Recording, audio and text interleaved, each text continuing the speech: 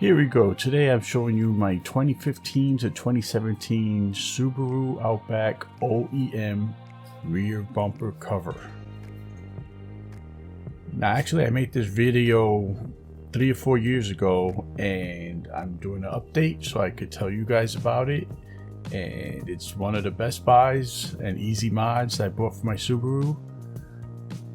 It still looks just as good as it did the first day that I installed it. It's also been doing the job all these years, and still with the original tape and original installation, no movement, no lifting. It's like it was born there. So this is a pretty simple mod that you could fit probably on most cars. Check out your model, and if you found this helpful, give me a like, and thanks for watching.